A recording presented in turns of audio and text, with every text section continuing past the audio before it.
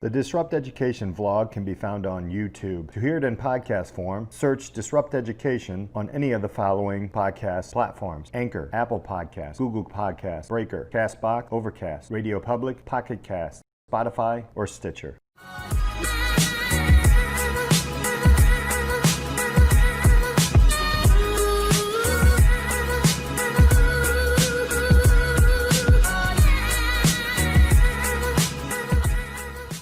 Welcome to this episode of Disrupt Education. I've got a special guest today, Roger Osorio. I don't even know how to introduce this guy. Oh my gosh, Roger, you've done a lot of things. You've done corporate. You're a professor at UPenn. You've taught math. You're a professional speaker, reinventing people across the world. Tell us a little bit about who you are. First off, thank you for being here, man. My pleasure. My pleasure. I appreciate you having me. And yeah, it's been a wacky journey, and that's why reinvention is the theme of what I'm focusing on right now, because I've learned so much along my journey, reinventing myself many times. Going from, it really started actually commercial refrigeration sales. I was selling commercial refrigeration to convenience stores and those types, and bars and restaurants and nightclubs. And there were some interesting stories that and experiences there, but I hit a point where I was actually working a small part-time job back in 2007 at a learning center teaching math. And I was just having a blast working with these students. And I discovered something working with them. And it was that they didn't need as much help in math as they did in removing barriers to confidence. And there was something there about that whole experience and figuring that out that just made me fall more in love with this process and working with students. And so I took the leap.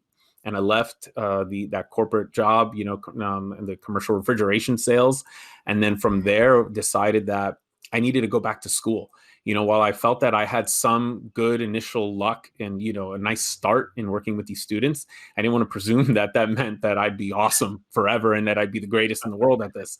But I wanted to be the greatest in the world at this. And so I thought, what do I need to do in order to get better at this? And so I figured out what I needed to study. And it actually wasn't education, or math. It was really psychology. I wanted to understand how to help people grow in anything, whether it's, small business, large business, entrepreneurship, math, athletics, whatever the situation might be. I wanted to figure out, how do we help people grow? Like, what is that recipe? What's the science behind it? Because I didn't just want to wing it. That's not scalable, right? You might get a little luck every now and then, but it's just not scalable. And so I went back to school and I got a master's in psychology focused on leadership development and executive coaching.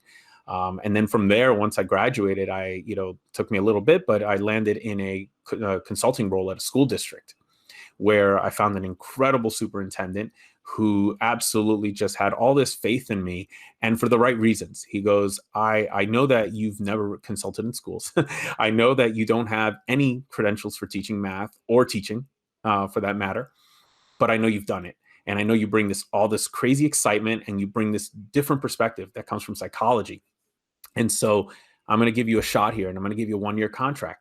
And what I need you to do is to help turn around 2 schools that are struggling significantly in math in my district. And so I was just like, wow, it's so awesome to be in front of a leader that's just that blunt, open, honest, and just like, let's just be real about what the situation is.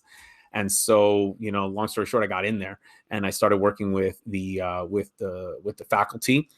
And then somewhere in the first couple of months, they thought, let's get you in the classroom, because you've got some experiments and some big ideas here. And I think the only way to test them is in the classroom. And so we figured out a way to legally get me in the classroom and, make sure we weren't breaking any laws or anything. And we got in and we were able to run some really cool experiments in a math classroom. From there, after 2 years there, they unfortunately, because of cuts to funding, they couldn't renew my contract. So I ended up as a full-time math teacher, which was kind of the next great experiment for me, because now that I had done all of these different types of tests with, small experiments, short-term, like a couple months at a time, I thought it'd be great if I could figure out how to implement a lot of these ideas, but as a full-time teacher. Because if these ideas that I've come up with are really going to impact education, it's got to work in the classroom. And it has to be something that a teacher could implement in the room with all the responsibilities that teachers have.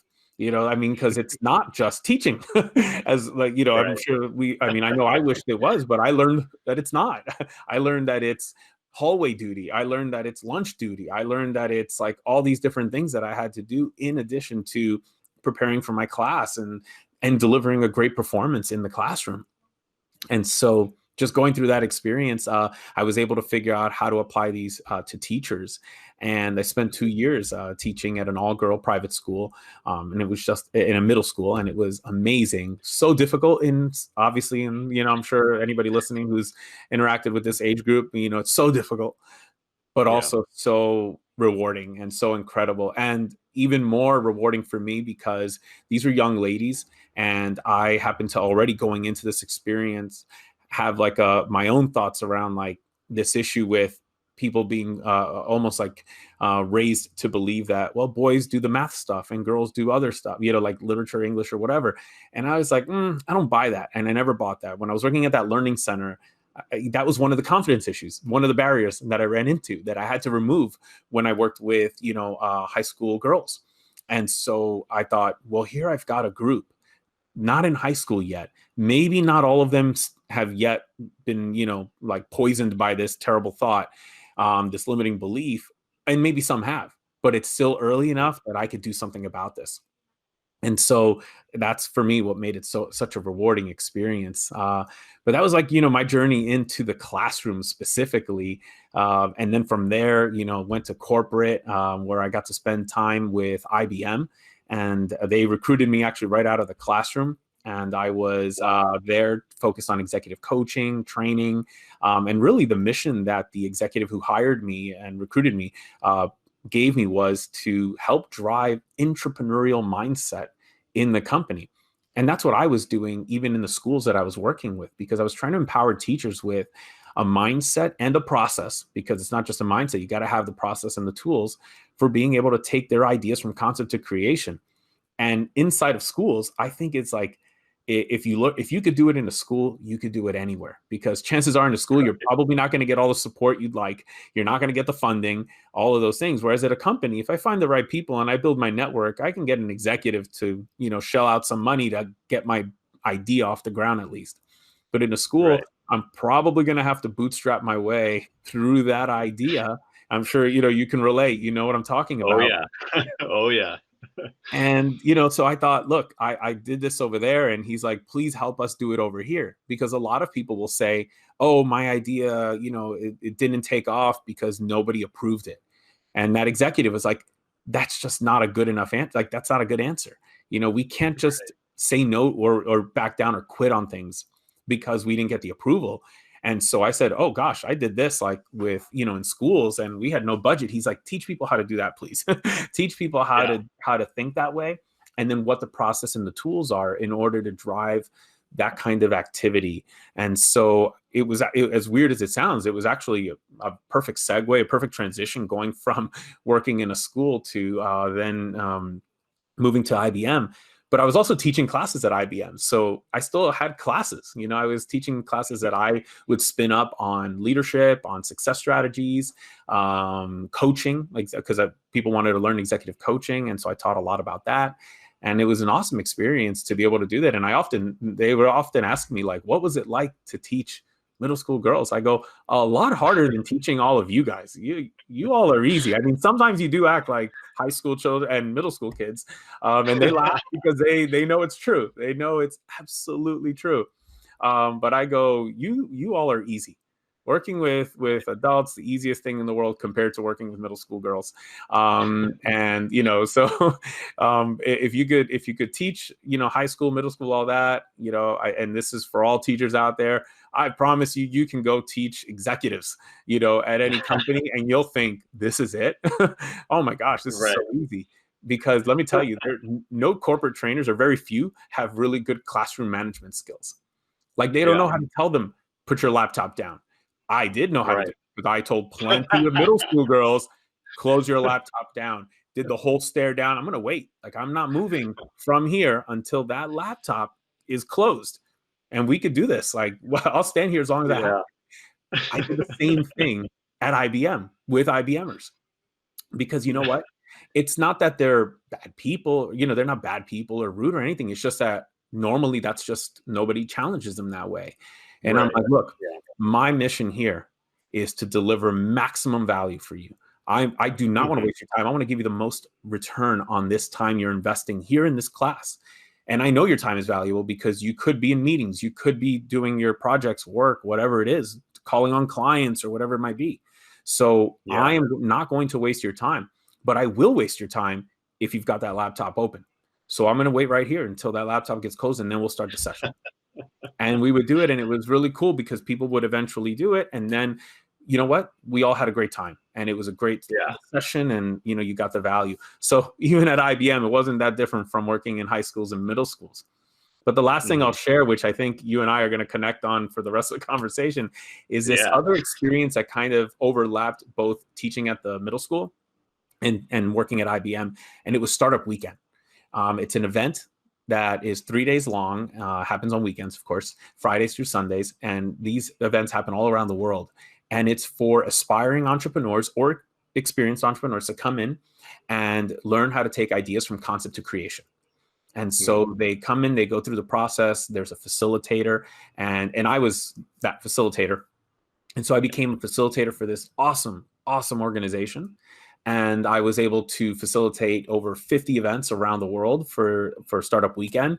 In fact, just thinking back to like my first international one, I was in Paris, France, and it was amazing. It was summertime, July. I'll never forget, early July. But it doesn't matter where in the world you are. Everyone goes through that same journey for getting an idea out of their head and, out onto paper, and then turning it into an experiment. How do I launch it? How do I test it? And so this event has been incredible because not only does it allow me to teach all these people and make an impact, but I learned the process, which I brought to the classroom. Yeah. And that's what helped me in the classroom. I'm not sure what I would have done in the classroom without this process. If I could have come up with my innovative assessment methods, if I could have come up, which I'm sure you and I have had a chance to talk about yet, but I'm sure we will. But all these things that I was able to come up with, not sure if I could have done that. And the same thing with, even what I did at IBM. But now IBM is behind me as well, and I'm focused fully on or I should say mostly on the School of Reinvention. And basically, the mission that I have is to empower people with the skills, strategies, and the community to define success on their own terms. Not what society has told us we have to do, not the path that someone else is, but whatever we want. And I realized on my journey that I wanted something a little different. I thought I wanted the traditional, I want to become a, big corporation executive. And that's what I thought I wanted in college. And for a little while I did, but then I realized, no, I don't know, that doesn't excite me as much. And I could pursue it for the money, or I could just say, maybe this is the time to reinvent myself. And so I want to empower people with those skill strategies and the community, because it does take a community of people to help you along the way, so that then you can reinvent yourself to go get that new goal, that success on your terms. Absolutely. I love your path, and we've had a conversation about it before, and the pivoting and writing. There's so many levels in here at this discussion.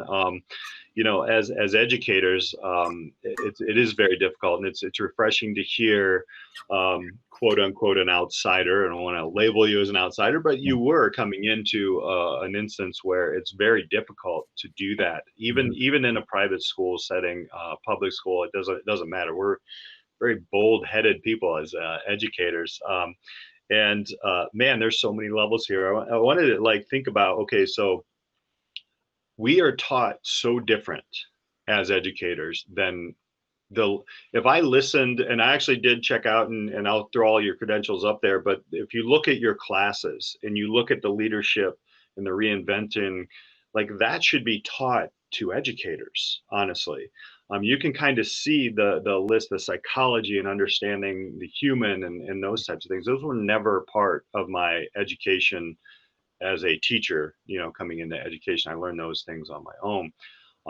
What were some of the main topics that you tried to pass along to the educators in the middle schools that you were teaching in? So for me, it was the skills that I feel made the biggest impact on my teaching. And that actually goes back to when I was learning in my master's in psychology, which was focused on executive coaching and leadership development. The executive coaching piece, when I was going through that program, I needed to practice these skills. Now, most of the students in this program with me were like significantly older. I was 27, I looked 17, and they were in their 40s and 50s. And so they called on just friends who were their age and say, hey, can I practice coaching on you? And I was like, oh, wow. It was hard for me to get anybody to take me seriously, when I looked like a kid. And so I just thought, where do I practice? And I was so anxious to practice. I'm like, I want to test all these new strategies and methodologies right away. And so I was working with students privately at that point in time. And I had started my own tutoring company, which then evolved into a coaching company. It was no longer academic tutoring or math tutoring, it was math coaching or academic coaching. And it was the coaching skills that made the biggest impact on how I worked with students.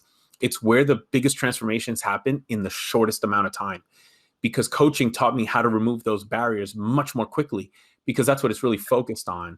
The underlying assumption of coaching is that the solution and the answers and the ability for the person to succeed already resides inside of them. The job of the coach is to help remove the stuff that gets in the way, and so that the client can find their own solution, can create their own solution. We want the client to own the victory. So imagine me approaching students this way in math. I'm not going to hand you the formula.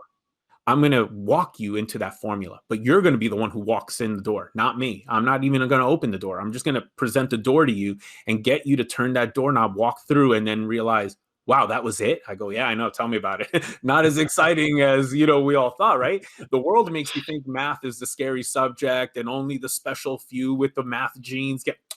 It's garbage. There's no such thing as a math gene. None of that is real. It's what people say so that they feel better about their own skills in math, so they can say, I'm so much better because I'm an engineer or whatever, or, mathematician. And that's nice that they are. That all it means is that they pursued that career. That's the only difference. And some people pursue other careers. But at the end of the day, coaching helped me remove those thoughts, barriers, and all of that, so I can unleash what they had inside of them all the time, which was the ability to reason and to use their own experience and logic to say, well, this kind of doesn't make sense. Tell me more. Why doesn't it make sense to you? Or in what way doesn't it make sense?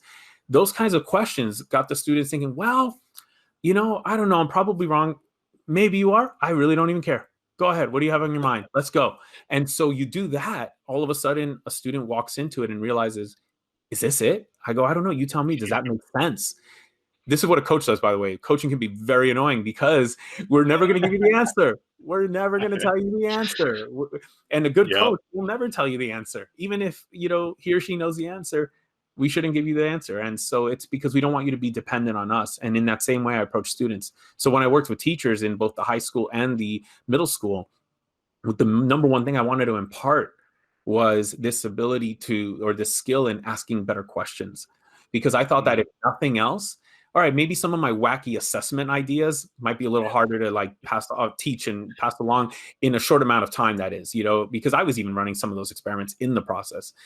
But I know that if we all become better at asking questions and we become better at walking students, guiding them to their own formulas, to their own solutions, they are significantly more likely going to remember that than if I give them the answer. And we've all heard this, right? What you tell someone, there's some really low % chance they'll remember. What they discover on their own or figure out on their own, they're significantly more likely to remember.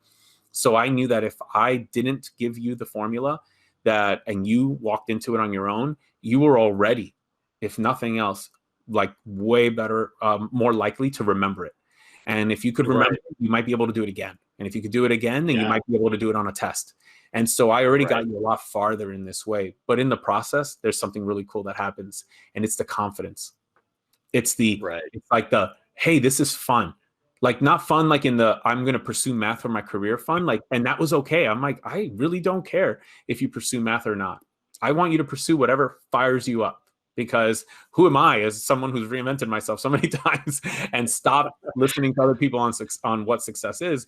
Who am I to tell you, no, you should love math and become an engineer, or even STEM? I'm like, look, they're like, but Mr. Osorio, STEM, this, that. I go, STEM is cool and all that, and it's a big thing. But honestly, if you're not passionate about it, please don't force it or Right. fake it, or because then you're going to do what the previous generation did with other topics, where everyone told them, oh, you should go into this thing, and then they did it, and then they weren't happy, and then we said STEM, and now it's STEM is the new whatever the old thing was, and then we're going to do it again with something else. Like, do what you love. But Yeah. here's what I think. Math should not be the thing that you're ever afraid of, and it should never be the thing that keeps you from doing something that you're passionate about. And if you do it this way, I promise you, you're going to succeed in anything. You're going to be able to solve problems. You've got the ability to reason on your own. You don't need all these books. I'm going to help you figure that out because I want you to solve problems. Right. And so that was the number one thing. If I could help teachers extract that from students, remove the barriers, extract the greatness that's already in them, then get the heck out of their way after you do that, because the only thing we could do at that point is honestly slow them down. At that point, learn. We are all wired to learn. We're wired to learn. We don't need anybody to like really take us much. It's remove the barriers, provide the path, a nice, good environment, tools, and then get the heck out of the way. It's so interesting. What I'm hearing you say is when you ask the right questions, right, and you start to build those confidence, then you identify barriers with them. And then, I do this all the time in the classroom as well, and it works wonders. It's like, I think a lot of educators, we're taught in classroom management. We're like, no, stop that, quiet this and that, and honestly, that's, I was educated for becoming an educator 20 years ago, and it's very similar. But what you just said there is so key. It's digging it back into, well, why, what looks different from this? Is I can't do this because, okay, let's look into that statement. That's a barrier. And then you identify and build those confidence. I love that. And now shifting even into the world of corporate America, and how this it does work the way that you see it. I just love the fact that they're like, what are you doing with these kids? And then you do the same thing. What I took from your story about IBMers and let's put our laptops down. I don't want to waste your time. I've known more and more teachers that are succeeding saying that to their students as well. Like, I don't want to be here wasting your time either. I know you want to be home or asleep or eating something else. Tell me a little bit about that. Like, how did what were more of the things at the corporate level that are working that kind of blew your mind? Because you got to be thinking, oh my gosh, wait, I'm doing this, and then through that path. But those are the things that also we can use with students. Maybe one or two key things. Going a little bit further into what you've used in boardrooms with professionals. What were some of those things that I've used this with kids, teens, or preteens, and it actually works as well with what are some of the things that we can kind of tell teachers that? Yeah. So, one of the big things, and this one I applied in both settings, and I'm actually not even sure where I got it first. Was I teaching adults or not? But bottom line is it works in both settings. And it was to very clearly define the outcome.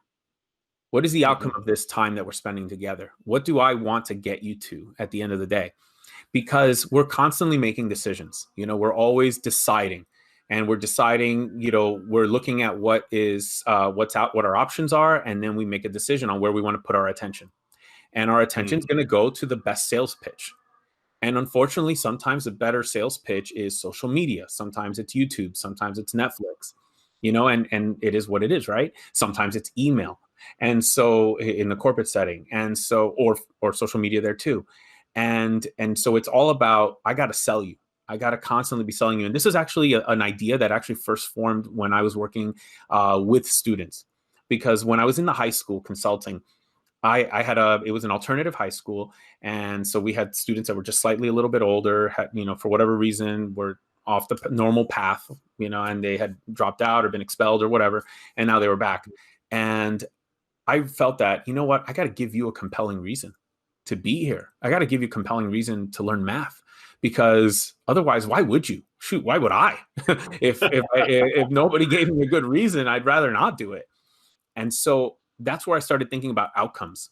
But that applied incredibly well in the corporate setting, because when I would write my descriptions or my titles, the title would be how to blah, blah, blah. right? And then that would give them like, oh my gosh, I want to know how to do that. So now they're coming in thinking there's a very specific outcome that I'm aligned with. And I would do that because I also wanted the right person in the room. That's in the corporate setting. Obviously, in high school, they have to come. It's Right. And that's the only downside. So it just means we have to work harder. We got to make sure that it's compelling. So I'll give you an example. In high school, I remember when I was in the high school, I was working with students that were struggling in geometry, and they were also causing a lot of problems in the classroom.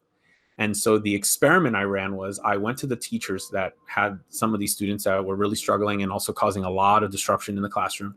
And I asked them, I said, who in the room, if you could make 3 students go away for 2 of your sessions every week, who are the 3 students that you would snap your finger and send them to another room?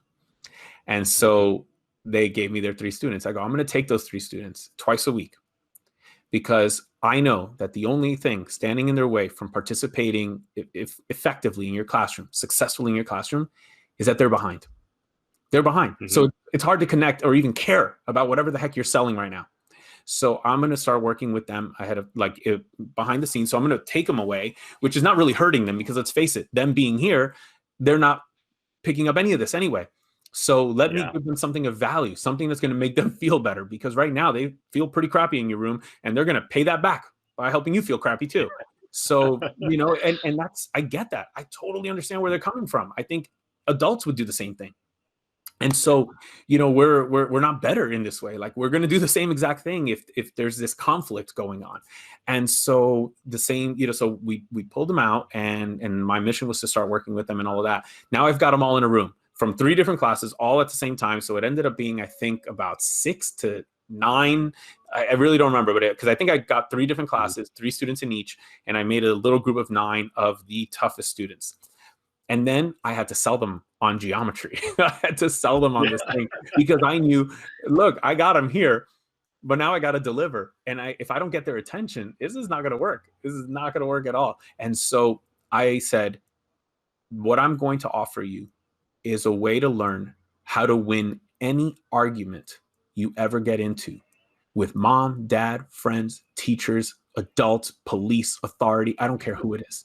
I'm going to show you how to argue better than anybody, argue so that it is airtight, watertight, and there's no way someone can break your arguments. And the way I taught it was through geometric proofs. I started teaching them how to do proofs. It wasn't even part of the curriculum where they were yet, but I knew that it was going to be the hook. I needed a hook. I needed something to get them in with.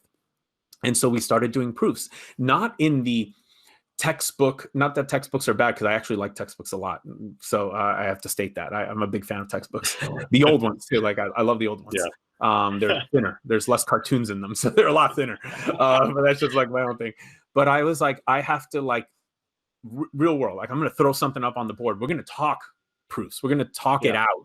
Later, I'll show them how to organize those thoughts. But for now, we got to talk it out. And so, maybe we put up a couple of triangles. We were trying to prove that they were, symmetrical or whatever it might be. Like I had we were congruent or whatever. So I would walk them through it through a conversation. And we would do this. And little by little, let me tell you, did not start off in a very nice way. Like I remember I had to challenge the toughest one in the room, face to face. Like, I'm like, hey, get up now and do it. He's like, he's like, oh no, I don't do that. I don't do work on the board. And I was like, well, that's interesting, because I'm not asking you, I'm telling you to go do that work on the board. And so, and he was totally slouched in his chair that first session. Like, I don't care. I'm just here because you pulled me out of class, so I get some vacay time and all of this. And finally got him to go up to the board. But I realized that there was actually a reason why he didn't like writing on the board. And it was because he was so tall, and most of the stuff on the board was below him. And so it was uncomfortable. And so it was just harder for him to engage. So I thought, I saw this struggle, and it was still a fight because he didn't really want to do it. But I did that. And I was like, all right, that's interesting. Let me see. And I'm not saying that was the only thing holding him back, but it was one of them. Sure. But then I noticed that if I wrote it a little higher, which means I had to get on a chair before class and write the problems on the top of the board, which is cool, because then I could have 2 students at the same time, a short one and him. And he wrote above them and they wrote below him, and it worked out perfect. And it was really cool. But then he also wanted more challenge. He wanted it to be more spiced up. And this is where the coaching came in, because we ended up having to bring the level down a little bit. I had to meet him where he was, which is a coaching principle, by the way. And so we had to bring that down.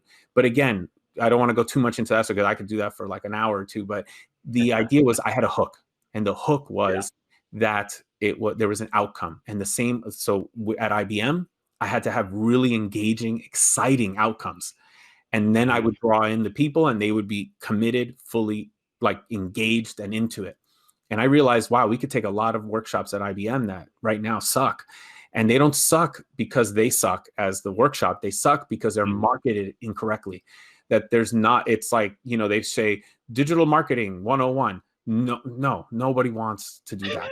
Nobody wants to do that. But, like how to brand yourself online and get better job offers or get a better promotion. Oh man, like I'm in, sign me up. And then you teach the same content, like the title, the outcome is what we're all after. And so I think that applies in both settings. And I think we have a massive responsibility to do that for students as well. Like I said, it's not even done in corporate, but you know who we do it for? Customers. Yeah. When it comes to customers, we'll do everything possible to make sure that we sell you effectively. I'm just saying, let's take some of those selling principles and, honor our students. And let's say, how can I position this so that you can see the value in what we're doing here? And and the moment you do see that value, then let's rock and roll. It's interesting because I'm a business educator in a high school, and I do call my students clients, and they look at me kind of funny. I'm like, no, man, I'm working for you. Like I'm trying to build, and it's very difficult to do that in a subject like math or the quote unquote core subjects. I'm lucky enough, and maybe I cheated a little bit as an educator to come in on a not a core course. My father was a math educator for 30 some years, so obviously told me how he would implement some of these things that you're saying is try to get the kid is all right. Look, you're really not going to use this as an engineer. We know you don't want to become an engineer, so then they would work. But I heard the how to, and then it still goes back to there's a lot of empathy I can hear in your story of understanding what are the blockers for each student. What I see, and tell me what your thoughts are on this, and we'll round the conversation out on this, and we'll get to you want to share your professional stuff and where people can find you. But in this pandemic that we're in, and how education has just been thrown like all over the place. Everybody's like, I feel like we're in the garbage bin of Star Wars, and we're all just getting crunched, and we're waiting for somebody to just turn this thing off. But I actually like it in this area right now because it does allow us to experiment and work around, and we actually see not only the bads, which we're figuring out, but goods and those things. So with that being said, we're so compartmentalized in schools, in traditional schools, right? Is it possible to take, or what are your thoughts on to take the coach is the teacher, right? We're really coaches. But a lot of us don't know how to coach, or we haven't been taught to coach, but we are coaches. We're mentors. We're the content is out there once you remove the blockers, right? Like the content is, and we have to figure out how to get people focus management and how to get them beyond their blockers and all these different things. What do you see school like? Do you see it changing into something like this? Would you like to see it like that? I mean, I know that's a huge question, but chew on that a little bit. Let us know what Roger thinks on that. Yeah, I love that question because that's what originally got me into this. I'll never forget. It was when it was back in 2008. I was sitting down with my wife at the time, and she was asking me about like, okay, so you just took this major leap. You left your corporate job. What the heck are you going to do? Do you want to become a teacher and all that? I'm like, I don't necessarily want to become a teacher of like one particular subject because I think I want to teach a lot of different subjects. I want to help people grow. And then that's where it hit me. Like, I really want to learn how to help people grow. And I think that, and then I told her at that point in time, and she's like, so how would you apply this like to schools? How would you bring that value back? And I'm like, I think it'd be awesome to be able to teach the teachers, and then she was like, what would you teach them? And I'm like, that's what I don't know yet.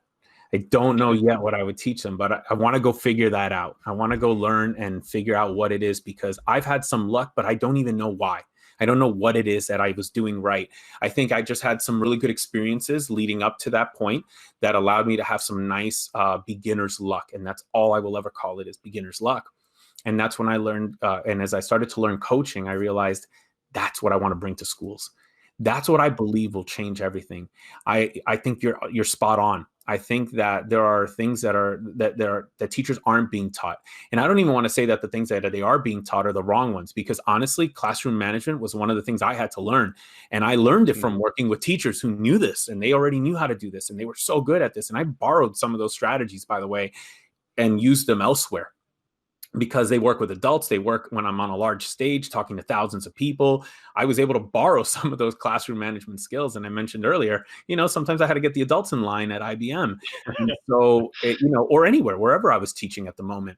And so it definitely comes into play, and so all of that. But I think that learning those coaching skills would make the biggest difference. I think that teachers learning these coaches, I'm not even sure I want to say teachers as coaches, because I'm not even sure that that's really what the job would be. I don't think a pure coach is what a student needs, because a pure coach would never give you the answer. Look, at some point, we got to share some basics and foundations with the students, the building blocks, if you will. And then we leverage a few coaching skills to help you arrange the building blocks into the more complex idea or concept. And then you own that one. And as you own more and more of those, you're building real estate. So yeah, I gave you a few of those first little pieces to get started, but I really want you to build your empire, on those foundational pieces. When I worked with middle school students, I was fortunate that they went through, all the grades before that. So they had building blocks. I used those building blocks and maybe gave them just a few others. And then as I got higher up and, when I was teaching, well, I taught high school first, but still when I taught high school, I didn't need to give them as many of the building blocks, because they already had, actually at that level, you're really just rearranging the existing building blocks. But every now and then some were missing.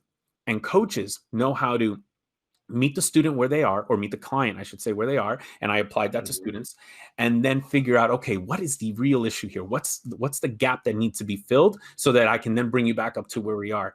And the quick story on that helped me see that so clearly was when I worked one-on-one with students. They would come in, let's say it was an Algebra 2 student, and they're like, I've got Mr. Osorio, or if it was tutoring, they'd just say, Roger, I don't understand this thing, like how to do this. I got to do these questions, and I have no idea how to do this. So I'm like, all right, well, tell me, what would you do first? Well, I really don't know how to do it. I'm like, do something. Just write something on paper. Let me just see what you do. And so I started watching the way they wrote and so they would start something, but I would look for where the hesitations were. And when I see hesitations, I go, okay, I could see where the issue is here. And it was on fractions, let's say. And then I go, well, fractions is not an Algebra 2 topic. That's like a, middle school topic. Maybe even, I don't remember exactly where we teach it, but it probably even lower. I think 6th grade, 5th grade, or it depends on the school, of course, in the state. But, it's way back there. It's not Algebra 2. And I realized there's issues with fractions. There's issues with finding common denominators in this concept and idea. And of course, at the Algebra 2 level, it looks way scarier, because now there's variables, there's functions on top, and it's way more complicated. It's not 3/5 plus, 7/9 or something. It's not that. It is way different. It's 2x squared minus 5x plus 4 over x minus 2 plus, and it's what the heck is going on? And so there's letters involved. Yeah, it got really weird. Well, it didn't look like that in 6th grade. And I'm like, but they didn't even get the 6th grade one. And so we went back there, we covered so I just kept, so as a coach, what we do is we go back one notch. It's we turn the dial back one notch and we see what happens. That didn't do it. Another notch. No, still not there. Another notch. Another notch, another notch. Before you know it, each notch is like a grade level. I'm going down. And then finally, I'm like, we're at 7th grade. Boom. So we now address the 7th grade issue, plug the gap. And once we plug the gap, then I simply take them from that gap. I go, now let's go back. Let's go back to the problem and let's see what you do. And most of the time, that was it. They solved the problem. Right there. So that's a coaching skill, strategy, method. If teachers were equipped and armed with these skills, oh my goodness, you could troubleshoot way more quickly. Because the other way is like, everyone's behind. What the heck? We're going to have 1 million review sessions. And here's the problem. All those review sessions, you're not going back far enough. It could actually be way simpler. You're just going back maybe a few modules or a few lectures, a few sessions, maybe to Algebra 1. Chances are it's not even in Algebra 1. It's probably a little more deeply rooted. And if you can find it, it's a lot faster to fix. And then boom, come right back up. Don't even work the whole way up. Literally just fix it, find a gap, plug it, and then go back up to the top just to see if that does it. And if it doesn't, go back. Maybe now you won't go back as far, then take them back up. But you're just playing that game until you get them there. And sometimes it's entire classes. When I taught at the class level, I realized, oh, there's a gap here. At this class has a gap for the most part. Maybe like 80% of the class has the same gap. That's cool. It's fair. Good. Makes it a lot easier. I'm not solving 20 different gaps, that are all different places. And because they all took the same courses. So we can address this. This is fixable. It's actually way better now. And versus doing it, one-on-one. So I think this skill is the game changer. I think this is what would transform schools. And I would argue nothing else. And by the way, same skills apply to the leaders of schools, not just the teachers, the leaders of the schools. And the leaders will become more effective as leaders because they will have the coaching skill. And just to give one last insight here, what is IBM doing right now? IBM is on a mission to teach everyone in the company, the foundations of coaching. And I was part of that effort. I taught thousands of IBMers all around the world coaching, but IBM has like 350,000 people. So I didn't really, get all the way over there, but we were making that impact and we were moving that. And I wasn't the only teacher. There were other teachers too that were teaching coaching because we realized, look, it's not about you becoming a full-time coach. It's about you having these powerful, powerful tools and skills to apply to your area. And I believe school leaders and school teachers, and everything in between, everyone in between would benefit from these powerful skills. And if you had them, if we can share them and get them into the schools, we don't need new technology. We don't need all those other things. We don't need a bunch of cool fancy things or anything like that. The humans are ready to rock and roll. They're going to make the changes. It's going to come from the teachers and the students, by the way, because they're going to respond differently. That's such a great concept because as an administrator, which I was for a while in education, you would run up against teachers who had some challenges and, they were burning out and they're blockers, and you go back. It's the same thing, Roger. I love that because you go back and, I found out there was a confrontation somewhere between, a leader and an educator. And that was when the educators started to shut down, right? Like you go back to these, and that's the fraction you're talking about. And it works. It really does. I remember that the teacher, when we got back to that point, I was like, okay, so how do we move forward beyond that? How do we, and we started working, it's a little bit different with adults, but you're spot on. And I love the fact that you do that. You're reinventing people now. You have some great coursework. Where can people find you and how can they connect with you, Roger? Yeah, so I'm at the beginning of the journey with the School of Reinvention, and it's something that has been inside of me for a very long time. And you know what? Just like everything I've said, I needed a few barriers removed, and I needed to remove a few barriers to get there. And earlier this year, in the summertime, I was actually laid off by IBM. It was part of a massive layoff in North America. And unfortunately, the kind of role I had was seen as, redundant and extra, at least in tough times, I think, which is unfortunate because it's actually what a lot of people believe is what we need in the tough times, because it'll help everybody become more resilient. But you know what? It was a blessing. At the end of the day, it was the biggest blessing because along the way, there were a lot of people being laid off who did not have the same background that I did. They had not reinvented themselves many times. In fact, they had only worked at IBM. And so they were lifelong IBMers, 20, 30. I even met somebody 42 years at IBM. I'm 40. I thought I was done meeting people who had spent an entire career longer than my life. But I found one.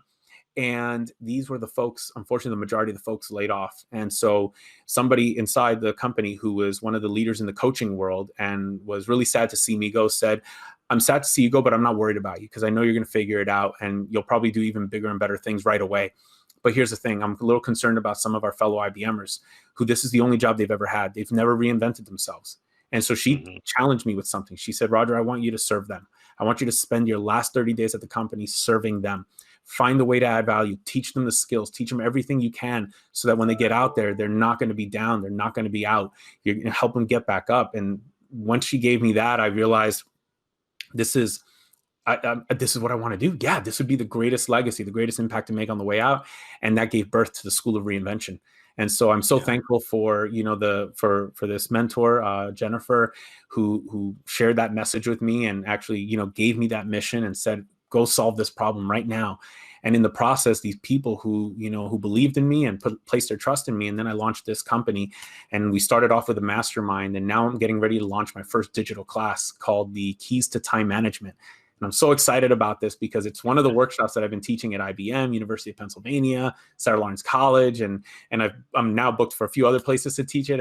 But I've turned it into a digital course that anybody can buy. It's going to launch in a week. And so I'm really excited to put it out there for the world. Google already bought it, actually, which is kind of cool. Nice. So I delivered theirs earlier this week. And so next week I launched the B2C version. And you can find that on the schoolofreinvention.com, the schoolofreinvention.com. And it's really where you can connect with me. But there's definitely more coming. And of course, you can look me up on my website, rogerosorio.com. And you can sign up to stay updated as new things come out. But stay tuned. There's going to be more. It's not just about these digital courses, because like we talked about, there's more than just content. We've got to remove some barriers for people, and we've got to help people troubleshoot and figure out where they are. And so I'm going to do that through mastermind offerings, accelerators. And so I will create those for 2021 to help people on a journey, because look, I'm going to empower you with these skills to help you get hyper-focused and figure out with ultimate clarity what it is that you want and go after it so you can get success on your terms. But I know that that's not enough. You're going to need help, just like I needed it. I needed to be surrounded by people, and that's the community part. We can help each other as part of masterminds, part of accelerator groups. We're a cohort. We're in it together. We go for a whole year, and we get to the end. Because, maybe you've experienced this. I know I did many times. I set a goal at the beginning of the year, or a resolution, as they're more often called. And then I check in on it at the end of the year, only to find, well, that one didn't work out. Yeah, obviously it's freaking December 31st, and there's no chance of recovering that one. We need to check in regularly. We need to be, because it's okay. We'll miss a few months, and that's okay. But if it's April or June or July, you still got a chance. But if it's December 31st, that year is done. And you're going to look back and say, gosh, like I had all these thoughts and ideas and I didn't do them. And so I think the community part is important. That's why I said my mission is not just to empower people with skills, but skills, strategies, and community. Working together, we hold each other accountable. We fire each other up even more than accountability. And then we get moving. Sounds like a great squad I want to be a part of. I love it. Roger, thank you so much for hanging out with us on Disrupt Education today, man. My pleasure. Thank you for having me. This was a lot of fun, and you even helped me work out some ideas too. Thank you all for listening. We'll check back in with you next time on Disrupt Education.